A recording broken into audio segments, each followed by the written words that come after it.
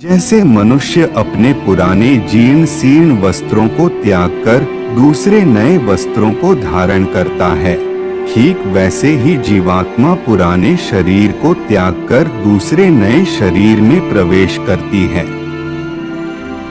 आप सभी दर्शकों का हार्दिक अभिनंदन और स्वागत है। आज हम महर्षि वेद व्यास जी द्वारा रचित श्री गरुड़ महापुराण के दिव्य ज्ञान के माध्यम से यह जानने का प्रयास करेंगे कि मनुष्य की मृत्यु कैसे होती है और मनुष्य के शरीर से आत्मा कैसे निकलती है। नैमिषारण्य तीर्थ में सूत जी शौनकादि ऋषियों से गरुड़ महापुराण का दिव्य व्याख्यान करते हुए कहते हैं कि हे मुनि श्रेष्ठों, जब गरुड़ देव ने भगवान श्री हरि विष्णु जी से विनय पूर्वक आग्रह किया और पूछा कि हे प्रभु, जीवात्मा किसी भी प्राणी के शरीर को कैसे छोड़ती है तथा आत्मा के शरीर से अलग होते समय शरीर की कैसी दशा होती है, मृत्यु क्या है, मृत्यु का स्वरूप कैसा है और मृत्यु कैसे होती है, इसका विस्तार पूर्वक वर्णन कीजिए और मेरी जिज्ञासा को शांत करने की कृपा कीजिए। इस पर भगवान श्री हरि विष्णु गरुड़ से कहते हैं कि हे विनीता पुत्र, अब मैं तुम्हारे संशयों को दूर करते हुए तुम्हें आत्मा के शरीर से मुक्त होने अर्थात व्यक्ति की मृत्यु का वर्णन तुम्हें सुनाता हूँ। हे गरुड़ देव, प्रकृति परिवर्तनशील है और निरंतर बदलती रहती है। पतझड़ में पेड़ के हरे पत्ते सूखकर और पीले होकर नीचे गिर जाते हैं और बसंत में पुनः से हरे पत्ते उग जाते हैं। शीत ऋतु के बाद ग्रीष्म ऋतु, ग्रीष्म ऋतु के बाद वर्षा ऋतु, वर्षा ऋतु के बाद शरद ऋतु और फिर शरद ऋतु के बाद शीत ऋतु दोबारा से आती है। यह सब निरंतर चलता रहता है। इसी प्रकार मनुष्य भी पहले शिशु, फिर बालक और फिर युवा और अंत में वृद्ध हो जाता है। जो प्राणी इस संसार में उत्पन्न होगा उसका इस संसार को छोड़कर जाना भी निश्चित है। अतः समयानुसार यह क्रम चलता रहता है। इसी क्रम में जब व्यक्ति अपनी औसत आयु को पूर्ण कर लेता है और स्वाभाविक मृत्यु के द्वारा उसका इस संसार को छोड़ने का समय निकट आता है, तो आत्मा के शरीर से मुक्त होने से पहले उस व्यक्ति के शरीर में कई प्रकार की व्याधियां अर्थात रोग उत्पन्न हो जाते हैं, जैसे कि मस्तिष्क का रोग, आँखों का रोग, कानों का रोग, नाक का रोग, मुंह का रोग, गले का रोग, हृदय का रोग, उदर रोग, पैरों का रोग इत्यादि कई प्रकार के रोग हो जाते हैं। उसका कंठ अवरुद्ध होने लगता है, उसकी आंखों में आंसू आने लगते हैं, उसका शरीर पंगु होने लगता है, उसकी हृदय गति रुक जाती है, हृदय सुन्न हो जाता है, उसे अत्यंत घुटन महसूस होती है।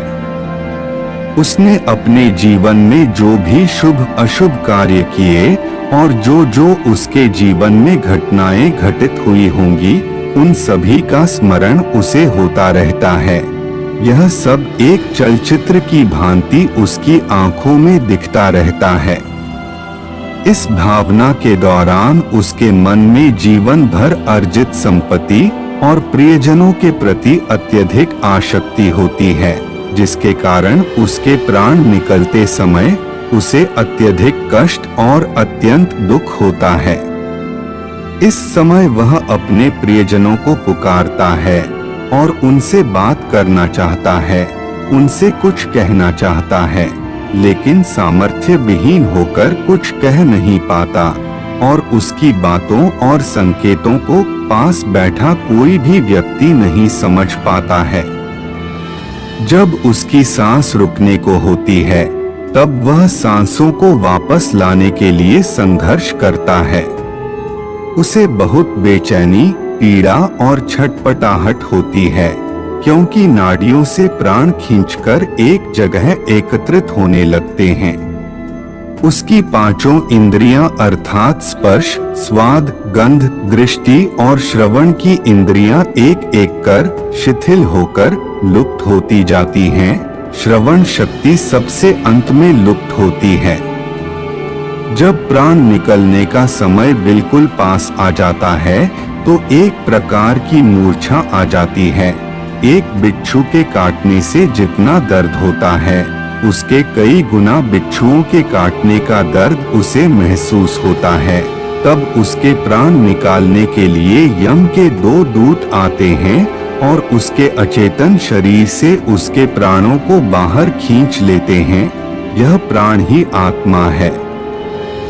व्यक्ति के शरीर में 9 द्वार अर्थात 2 आँखें, 2 कान, 2 नथुने, 1 मुंह और 2 मल मूत्र त्यागने के द्वार होते हैं, जबकि एक ब्रह्मरंध्र होता है जो सिर के मध्य भाग में होता है। यह 10वें द्वार के रूप में जाना जाता है। जब व्यक्ति की मृत्यु होती है तो यम के दूत आत्मा को इन्हीं द्वारों से शरीर से बाहर खींचते हैं।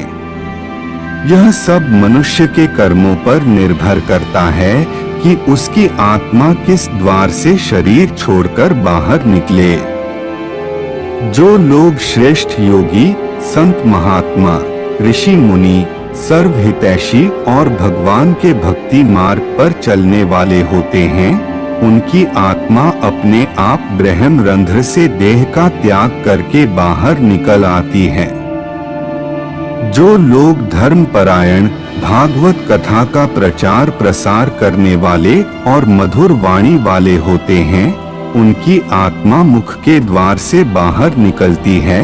जो लोग सदाचारी और भागवत कथा सुनने वाले होते हैं, उनकी आत्मा कान के द्वार से निकलती है।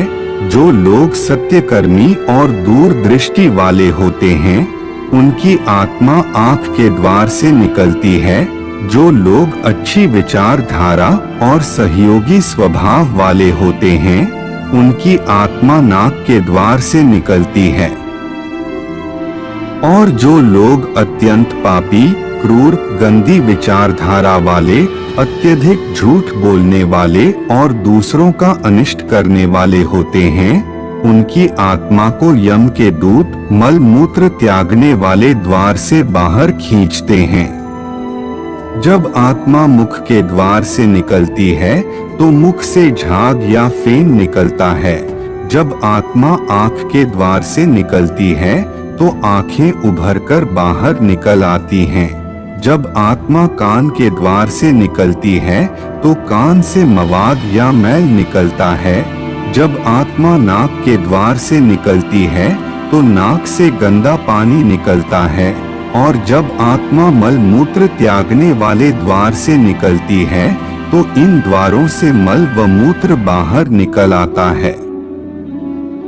इस प्रकार यम के दूतों द्वारा आत्मा को शरीर से बाहर निकालकर अलग किया जाता। अगले भाग में हम शरीर छोड़कर अलग हुई आत्मा और मृत देह के बारे में जानकारी देने का प्रयास करेंगे। हम आशा करते हैं कि आपको यह जानकारी अच्छी लगी होगी। अगर अच्छी लगी हो तो वीडियो को लाइक करें और हमारे चैनल को सब्सक्राइब करने का कष्ट करें।